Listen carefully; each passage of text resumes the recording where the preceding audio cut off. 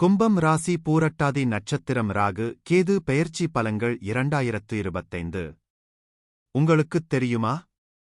ராகு மற்றும் கேது சந்திரனின் சுற்றுப்பாதையும் பூமியின் சுற்றுப்பாதையையும் வெட்டும் இரு புள்ளிகள் அல்லது முனைகள். ராகு வடக்கு முனை மற்றும் கேது தெற்கு முனை. ராகு ஆசைகள் மற்றும் பொருள் வசதிகளை அளிக்கும் கிரகமாக கூறப்படுகிறது. கேது ஆன்மீக உணர்வுகள் மற்றும் மோட்சத்துடன் தொடர்புடையது. இந்த ராகு மற்றும் கேது பெயர்ச்சிகள் ஜோதிடத்தில் குறிப்பிடத்தக்கவை. மேலும் ஒவ்வொரு நபரின் வாழ்க்கையிலும் இந்த பெயர்ச்சி எப்போதும் முக்கிய பங்கு வகிக்கிறது. கும்ப ராசிக்காரர்களுக்கு உங்கள் ராசியான கும்பத்தில் ராகுவின் பெயர்ச்சியும் 7ஆம் இடமான சிம்ம ராசியில் கேதுவின் பெயர்ச்சியும் நிகழும். இந்த பெயர்ச்சி மே 18, 2025 முதல் நடைபெறும். மேலும் ராகு மற்றும் கேது இரண்டு கிரகங்களும் டிசம்பர் 5, 2026 வரை அந்தந்த ராசிகளில் இருக்கும்.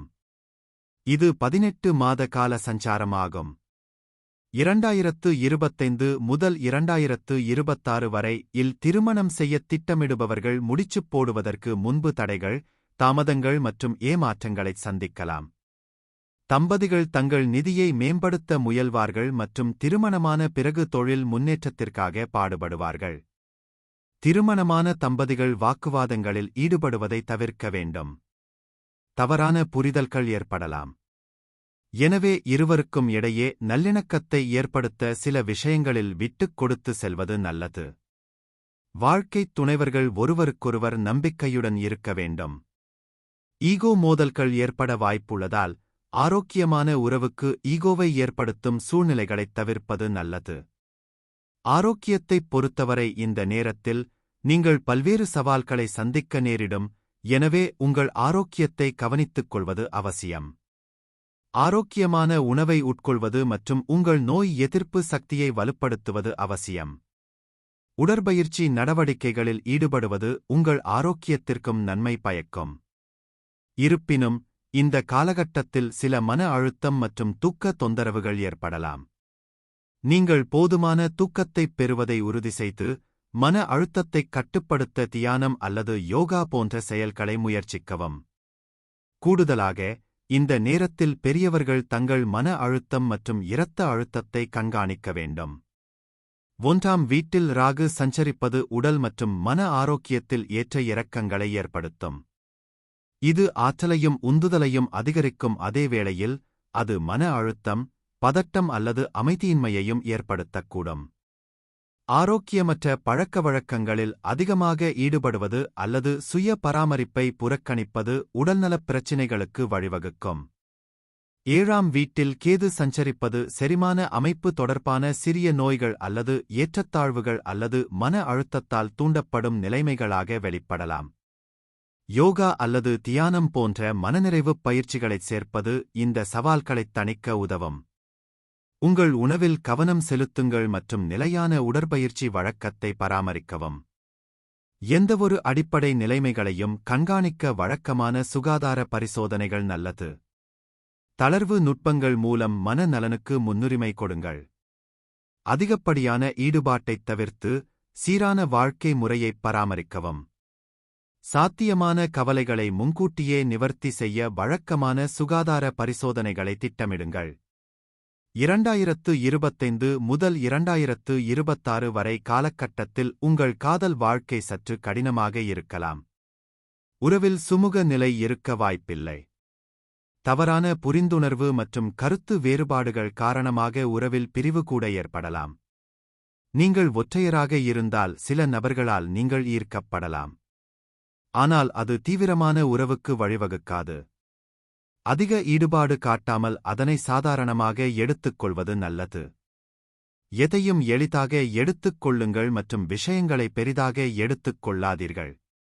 இந்த நேரத்தில் உங்கள் குடும்பத்தினரும் உடன்பிறந்தவர்களும் உங்களுக்கு ஆதரவாக இருப்பார்கள். ராகு கேது பெயர்ச்சி உங்கள் உறவுகளில் சில ஏற்ற தாழ்வுகளைக் கொண்டு வரலாம். உங்கள் வாழ்க்கைத் துணையிடமிருந்து நீங்கள் நிறைய எதிர்பார்க்கலாம் மற்றும் அவர் மீது கவனமும் அக்கறையும் செலுத்தலாம். ஆனால் அவர்கள் உங்கள் எதிர்பார்ப்புகளை பூர்த்தி செய்யாமல் போகலாம். இது உங்களுக்கு மனச்சோர்வை ஏற்படுத்தலாம். உங்கள் எதிர்பார்ப்புகளை குறைத்துக் கொள்வது முக்கியம் மற்றும் விஷயங்களை கட்டாயப்படுத்த வேண்டாம். இது சாத்தியமான பிரிவினைகளுக்கு வழிவகுக்கும். இந்த நேரத்தில் உங்கள் பெற்றோரின் ஆதரவைத் தேடுங்கள், ஏனெனில் நீங்கள் மனச்சோர்வடையும் போது அவர்கள் மதிப்புமிக்க வழிகாட்டுதலை வழங்க முடியும்.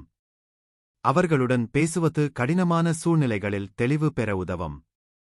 உங்கள் உடன்பிறந்தவர்களும் உங்களுக்கு ஆதரவை வழங்க முடியும், எனவே அவர்களுடன் தரமான நேரத்தைச் செலவிடுவது சவாலான அனுபவங்களைச் சந்திக்க உங்களுக்கு உதவும். உங்கள் நண்பர்களிடமும் கவனமாக இருங்கள், கருத்து வேறுபாடுகள் மோதல்களுக்கு வழிவகுக்கும். இந்த காலகட்டத்தில் நீங்கள் அதிக பணத்தை செலவழிப்பீர்கள். உங்கள் தேவைக்காக மட்டும் செலவு செய்யாமல் உங்கள் விருப்பங்களுக்காகவும் செலவு செய்வீர்கள். உங்கள் செலவில் கவனமாக இருக்க முயற்சி செய்யுங்கள் மற்றும் முடிந்த அளவில் கடன் வாங்குவதை தவிர்க்கவும். எந்தவொரு ஆபத்தான நிதி நடவடிக்கைகளிலும் ஈடுபட இது நல்ல நேரம் அல்ல. நீங்கள் முதலீடு செய்வது பற்றி யோசிக்கிறீர்கள் என்றால் நன்கு கவனமாக ஆராய்ந்து செயல்படுங்கள். நீங்கள் வணிகத்தில் இருந்தால் லாபம் ஈட்டுவதில் தாமதங்கள் ஏற்படக்கூடும் என்பதால் எந்த ஒப்பந்தங்களிலும் இறங்குவதற்கு முன் அவற்றை நீங்கள் முழுமையாக புரிந்து கொண்டுள்ளீர்கள் என்பதை உறுதிப்படுத்திக் கொள்ளுங்கள். 1ஆம் வீட்டில் ராகுவின் செல்வாக்கு நிதி நிலைத்தன்மையில் ஏற்ற இறக்கங்களை ஏற்படுத்தக்கூடும். பண ஆதாயங்களுக்கான வாய்ப்புகள் இருந்தாலும் அவை ஊக முதலீடுகள் அல்லது வழக்கத்திற்கு மாறான வழிமுறைகள் மூலம் வரக்கூடும். ராகுவின் ஆற்றல் சில நேரங்களில் தீர்ப்பை மறைக்கக்கூடும் என்பதால் திடீர் செலவுகள் அல்லது முதலீடுகள் குறித்து எச்சரிக்கையாக இருங்கள். 7ஆம் வீட்டில் கேதுவின் சஞ்சாரம் கூட்டாண்மை, சட்ட விஷயங்கள் அல்லது பயணம் தொடர்பான செலவுகளுக்கு வழிவகுக்கும். கூட்டு நிதி முயற்சிகள் அல்லது பகிரப்பட்ட வளங்கள் தடைகளை எதிர்கொள்ளக்கூடும், இதற்கு தெளிவான ஒப்பந்தங்கள் மற்றும் முழுமையான திட்டமிடல் தேவை. எதிர்பாராத செலவுகளும் எழக்கூடும், இது நிதி மெத்தையை பராமரிப்பது அவசியம். இந்த சவால்கள் இருந்தபோதிலும் ஒழுக்கமான நிதி திட்டமிடல் மற்றும் விவேகமான முதலீடுகள் இந்த காலகட்டத்தில் உங்களுக்கு உதவும். விரைவான ஆதாயங்களைத் துரத்துவதை விட நீண்டகால செல்வத்தை உருவாக்குவதில் கவனம் செலுத்துங்கள். ஊக முதலீடுகளைத் தவிர்த்து நிலையான நிதி உத்திகளில் கவனம் செலுத்துங்கள். கூட்டாண்மை அல்லது சட்ட விஷயங்களுடன் தொடர்புடைய செலவுகளை கவனத்தில் கொள்ளுங்கள். எதிர்பாராத செலவுகளுக்கு ஒரு நிதி இடையகத்தை பராமரிக்கவும். அன்புள்ள கும்ப ராசி அன்பர்களே, இந்த காலகட்டத்தில் உத்தியோகத்தில் நீங்கள் சில சவால்களை சந்திக்கலாம். உங்கள் சக பணியாளர்கள் மற்றும் மேலதிகாரிகள் சில பிரச்சினைகளை ஏற்படுத்தலாம். எனவே எச்சரிக்கையுடன் செயல்படுங்கள். இந்த மாதம் அதிக பணிகள் காரணமாக வேலைப்பளு அதிகமாக இருக்கலாம். நீங்கள் மாற்று வேலை தேடலாம். பதவி உயர்வு கிடைக்க தாமதமாகலாம். எனவே பொறுமையைக் கடைபிடியுங்கள். நீங்கள் சொந்தத் தொழில் செய்பவராக இருந்தால் தொழில் முன்னேற்றம் மந்தமாக இருக்கலாம். நீங்கள் சில நஷ்டங்களை சந்திக்க நேரும். என்றாலும் இவை எல்லாம் தற்காலிகமானவையே. பின்னடைவுகளை சமாளிக்க நீங்கள் திட்டமிட்டு செயல்பட வேண்டும். உங்கள் நண்பர்கள் மற்றும் தொழில் கூட்டாளிகளை கண்மூடித்தனமாக நம்பாதீர்கள். நீங்கள் அரசாங்க உத்தியோகத்தில் இருந்தால் உங்கள் பணிகள் கடினமாக இருக்கும். நீங்கள் சோர்வுடன் காணப்படலாம். பொறுமையுடன் செயல்படுங்கள், நிலைமை விரைவில் சீராகும். இந்தப் பெயர்ச்சியின் போது தொழில்முனைவோர் மற்றும் வணிக உரிமையாளர்கள் தங்கள் முயற்சிகளில் குறிப்பிடத்தக்க மாற்றங்களைக் காணலாம். 1ஆம் வீட்டில் ராகு உங்கள் வாடிக்கையாளர்களை ஈர்க்கும் திறனையும் உங்கள் பிராண்ட் இருப்பை விரிவுபடுத்தும் திறனையும் மேம்படுத்துகிறார். புதிய சந்தைகளை, குறிப்பாக தொழில்நுட்பம் அல்லது வழக்கத்திற்கு மாறான தயாரிப்புகள் சம்பந்தப்பட்டவற்றை ஆராய இது ஒரு சிறந்த நேரம். 7ஆம் வீட்டில் கேது அவசர கூட்டாண்மைகளை உருவாக்குவது அல்லது ஒத்துழைப்புகளை பெரிதும் நம்புவதைத் தவிர்க்கிறார். வணிக கூட்டாளிகளுடன் தவறான புரிதல்கள் அல்லது நம்பிக்கை சிக்கல்கள் எழக்கூடும், அவற்றை கவனமாகக் கையாள வேண்டியிருக்கும். சுயாதீன வளர்ச்சியில் கவனம் செலுத்துங்கள் மற்றும் வளங்களை அதிகமாக விரிவுபடுத்துவதைத் தவிர்க்கவும். இந்தப் பெயர்ச்சி புதுமை மற்றும் விரிவாக்கத்திற்கான வாய்ப்புகளை வழங்கும் அதேவேளையில் சமநிலையான அணுகுமுறையையும் நீண்டகால பார்வையையும் பராமரிப்பது நிலையான வெற்றிக்கு மிக முக்கியமானதாக இருக்கும். புதுமையான வணிக உத்திகளை ஆராய்ந்து சுயாதீன வளர்ச்சியில் கவனம் செலுத்துங்கள்.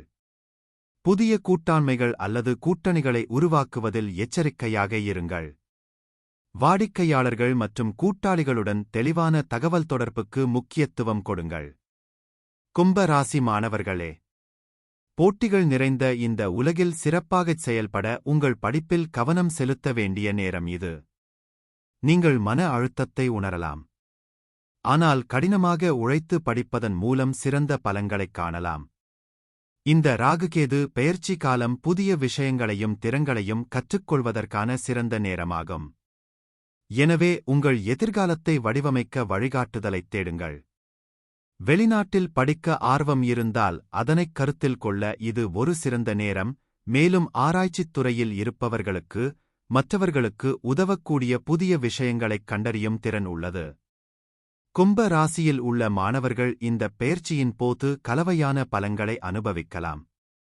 1ஆம் வீட்டில் ராகு சஞ்சரிப்பது தன்னம்பிக்கையையும் சிறந்து விளங்க வேண்டும் என்ற விருப்பத்தையும் அதிகரிக்கிறது. இது கல்வி செயல்திறனை சாதகமாக பாதிக்கும். இருப்பினும் கவனச்சிதறல் அல்லது கவனம் இல்லாதது நிலையான முன்னேற்றத்தைத் தடுக்கலாம். 7ஆம் வீட்டில் கேது சுயபரிசோதனையை ஊக்குவிக்கிறது.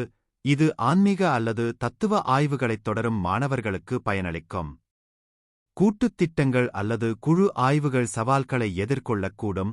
சகாக்களுடன் நல்லிணக்கத்தைப் பேண கூடுதல் முயற்சி தேவைப்படும்.